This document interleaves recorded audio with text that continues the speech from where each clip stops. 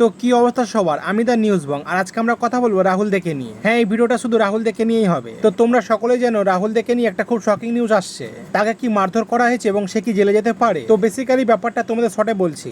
তো রাহুলদের বাড়ির পাশে একটা ইলিগাল ফ্যাক্টরি রয়েছে, সেটা নাকি প্লাস্টিকের কোম্পানি। আর সেই ফ্যাক্টরির কারণে তার পাড়ায় থাকা লোকেদের অনেক অসুবিধা হয়, এমনকি শরীর খারাপও হয়। এটার জন্য রাহুলদের লিগাল ভাবে লড়ে যাচ্ছিল, আর সে সব জায়গাতেই জানায়। কিন্তু হঠাৎ পুলিশ আসে এবং তাকে ধাক্কাধাক্কি করে, এমনকি ব্যাপারটা চেপে যাওয়ার কথাও বলা হয়। তো তোমরা ছোট একটা ক্লিপ দেখে নাও, তাহলে বুঝতে পারবে কি হচ্ছে ব্যাপারটা। হ্যালো, বলি না কিন্তু আজকে আমি বাধ্য হচ্ছি। আমার বাড়ির সামনে একটা ইলিগাল ফ্যাক্টরি আছে, সেটার এগেনস্ট আমি লিগালি কেস করছি। এখানে পুলিশ আছে, আমি সিএম এর কাছেও কমপ্লেন করেছি, কোনো ডিপার্টমেন্ট কোনো কিছু নেয়নি। পুলিশ এসে আমাকে থ্রেট দিচ্ছে, আমার নামে হাজার রকম অ্যালিগেশন দিচ্ছে। প্রত্যেকটা মানুষ, এখানে এতগুলো মানুষ রয়েছে, প্রত্যেকটা মানুষ আমি ভুক্তভোগী। আমার সিএম এর কাছে আবেদন, আজকে হকারদের উইদাউট ডকুমেন্ট যদি তাদের তুলে দেওয়া যায়। এই বিল্ডিংটার কোনো ইয়ে নেই, আমাকে মারা হয়েছে, আজকে আমাকে মারা হয়েছে। আমি কখনো এইসব কিছু নিয়ে বলি না, আমি কখনো এগুলো নিয়ে কিচ্ছু বলি না। আজকে আমার গায়ে হাত দেওয়া থেকে শুরু করে সবকিছু করা হয়েছে। পুলিশ প্রশাসনের ওপর ভরসা করব? প্রশাসনকে কমপ্লেন করা হয়েছে, তারা কেউ আসেনি। আজকে থ্রেট দিচ্ছে, আমাকে সকালে ফোন করে আমাকে থ্রেট দেওয়া হয়েছে, সব কল রেকর্ডিং আছে। আবার সবার কাছে রিকোয়েস্ট, প্লিজ একটু সিএম এর কাছে ট্যাগ করো। আমি বুঝতে পারছি না আমি কি করবো, আমি সব জায়গায় গেছি, এতগুলো মানুষ এখানে রয়েছে, আমি ভুক্তভোগী। এটা আমার বাড়ি, এটা কারখানা, এত বড় একটা কারখানা, প্লাস্টিক কারখানা, মানুষ মরে যাবে।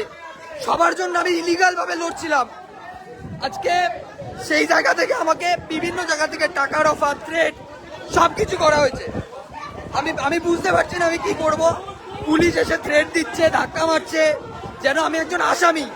আর ওই লাইভে অনেকে অনেক কিছু বুঝতে পারেনি যে কি হয়েছে, পুরো ব্যাপারটা কি।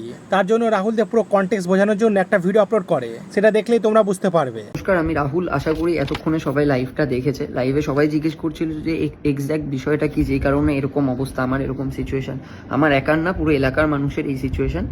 সেখান থেকে আমি ভাবলাম আমি ইন ডিটেলস একটু বলি যতটা সম্ভব আপনাদেরকে গুছিয়ে। সেটা হচ্ছে যে আমার বাড়ির সামনে একটা ইলিগাল প্লাস্টিক ফ্যাক্টরি রয়েছে 2019 থেকে।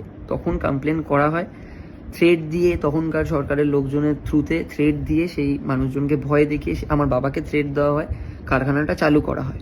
তাদের কাছে কোনো ডকুমেন্টস নেই। 2021-এ তারা একটা পলিউশন ডকুমেন্ট বের করে, সেটা থানাতেই তারা দেখায়, শুধুমাত্র ওই একটা ডকুমেন্ট, যেটা রিনিউ করা নেই। তখন তাদের একটা অথবা দুটো মেশিন ছিল, এই মুহূর্তে 10-12টা অথবা তারও বেশি একাধিক মেশিন রয়েছে সেখানে আশেপাশের মানুষের ক্ষতি হচ্ছে। প্লাস্টিক, আপনারা সবাই জানবেন যে প্লাস্টিক যদি 14 ঘন্টা ধরে পড়ে একটা জায়গায়, সেই স্মেলটা তো যায়। অফিসার নিজেও এসে বলেছে, অফিসারের নাম হচ্ছে রাজীব বাবু, উনি নিজে এসে বলেছে হ্যাঁ এখানে স্মেল পাচ্ছি। ওনারা বিভিন্ন ডিপার্টমেন্টে টাকা খাইয়েছে। আমি পুলিশে কমপ্লেন করেছি, বিডিওতে, ডিএম, পলিউশন ডিপার্টমেন্ট, WBSEDCL, প্রত্যেকটা জায়গায়, ফায়ার, প্রত্যেকটা জায়গায় কমপ্লেন করেছে। আমাদের এখানে ফায়ার ব্রিগেডের গাড়ি ঢুকবে না, আমি যে জায়গাটায় থাকি, যে কোনো সময় একটা অ্যাক্সিডেন্ট হয়ে যেতে পারে, বিভিন্ন সময় হয়েওছে। এবার আমি কমপ্লেন করার পর আমি থানায় গেছিলাম এফআইআর করতে, আমার এফআইআর নেওয়া হয়নি। তারা জিডি নিয়েছিলেন, জিডি নেওয়ার পরে তাদের একটা ইনভেস্টিগেট করতে আসার কথা। তারা আসেন 2 দিন পর, এসে আমার সাথে কোনো কন্ট্যাক্ট করেনি। আমার বাড়িটা যেহেতু সামনে, আমি দেখতে পাচ্ছি, তারা আসলো, ভেতরে গেল, কথা বললো, তারাই চলে গেল। তারা কোনো আমাদের সাথে কথা বললো না, কোনো রকম ইনভেস্টিগেট কিছু করলো না। 2-1টা বাড়ি তাদের ওই কারখানায় কাজ করে বলে তারা বায়াস, তাদের সাথে কথা বলে চলে গেল। আর বাকি এতগুলো মানুষ যে এত বছর ধরে সহ্য করছে, অসুস্থ হচ্ছে, তারা কিছু শোনেনি। আমরা তারপর প্রত্যেকটা ডিপার্টমেন্টে, আমি চেয়েছিলাম লিগালভাবে সব কিছু হোক। সাধারণ মানুষ হিসেবে আমি কোনো সোশ্যাল মিডিয়ায় কিচ্ছু পোস্ট করতে চাইনি। প্রত্যেকটা ডিপার্টমেন্টের থেকে রিপ্লাই আশা করলাম। কোথাও থেকে এই 2 মাস হয়ে গেল আজকে, তার বেশি। এপ্রিলের 10 তারিখে প্রথম এই ঘটনা ঘটে, যেদিন তারা আমার বাড়ির জাস্ট 2 ফিট ডিস্টেন্সে একটা 11,000 ভোল্টের ট্রান্সফরমার বসাতে যায়, without any legal document, without any permission. তারা কিচ্ছু দেখায়নি, আমাদের কিচ্ছু দেখাতে পারেনি, থানাতেও দেখাতে পারেনি।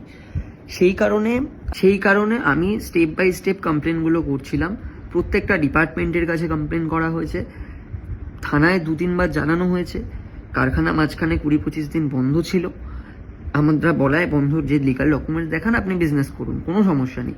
তারা থানা থেকে বেরিয়ে আমার কাছে রিকোয়েস্ট করে যাতে আমি লিগাল দিকে না যাই, তার কারণ তারা কোনোদিন সব ডকুমেন্ট দেখাতে পারবে না। আমি তখন বললাম যে আপনারা একটা কাজ করুন, আপনাদের তো টাকা আছে, আপনারা অন্য জায়গায় শিফট করুন। এবার তারা শিফট করবে না, তার বিভিন্ন কারণ, এখানে যে ইলিগালভাবে যে কাজগুলো করা যায় স্বাভাবিক অন্য কোনো এলাকায় তো সেই জিনিসটা মেনে নেবে না। আমি তারপর সিএম এর কাছেও কমপ্লেন জানাই, সিএমকে আমি পাঠিয়েছি, 2 তারিখ সিএম এর কাছে গেছি, এবার তাদেরও তো একটা সময় দিতে হবে একটা রিপ্লাই আসার জন্য।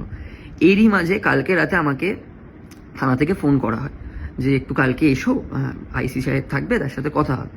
আমি বললাম ঠিক আছে আমি যাব। হঠাৎ করে তারপর তারা বলেন যে একজন এখানকার লোকাল নেতা, নাম সমরজিৎ ঘোষ, তিনিও থাকবে। এবার আমি তো বললাম সে তো প্রশাসনের কেউ নয়, আমি কেন সেখানে গিয়ে সেটেলমেন্ট। আর আমি একটু বলে রাখি, এরই মাঝে আমাকে টাকার অফার করা হয়, আমার আশেপাশের মানুষজনকে থ্রেট দেওয়া হয়, আমাকে থ্রেট দেওয়া হয়।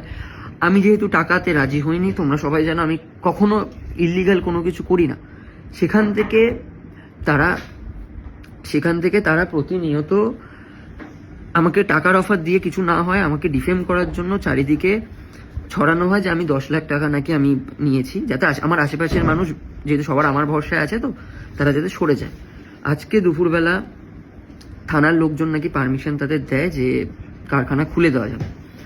আমরা তখন পাড়ার লোকজন, মহিলাদের সাথে তাদের এমন ব্যবহার, এমন কুরুচিকর প্রস্তাব বিভিন্ন সময় দেওয়া হয়েছে, মহিলারা রেগে গিয়ে সেখানে গিয়ে বলে কারখানা খোলা যাবে না। পুলিশ আসে, তারা বিভিন্ন মহিলাদের বিভিন্ন রকমভাবে কুইঙ্গিত করে সবকিছু করে পুলিশের সামনে। পুলিশ আমাকে থ্রেট দেয়, আমাদের আশেপাশের লোকজনকে উল্টোপাল্টা বলে, যেন আমরা আসামি। আমরা যখন বললাম আপনি জাস্ট ডকুমেন্টসটা দেখান, আমরা সেই ডকুমেন্টস ওয়াইজ আমরা সবকিছু করছি। ওনারা কোনো ডকুমেন্টস দেবে না। আমি বললাম আপনারা তাহলে লিখে দিন যে এটা লিগাল ফ্যাক্টরি। তো ওনারা সেটাও লিখে দেবে না। ওনারা লিটারালি আমাদের সবাইকে থ্রেট দেওয়া, ভয় দেখানো, ধমকে চমকে কারখানাটা খোলাতে গেল। তারই মাঝে যখন মহিলারা রেগে গেছে তখন ধাক্কা দেওয়া শুরু করলো। ধাক্কা দেওয়া শুরু করার পরে আমাকে ধাক্কা মারা হয়, আমার হাতের ঘড়ি ছিঁড়ে দেওয়া হয়। আশেপাশের মানুষজন যখন বলে আপনারা কি মারবেন, তখন পুলিশ বলে যে প্রয়োজনে মারবো।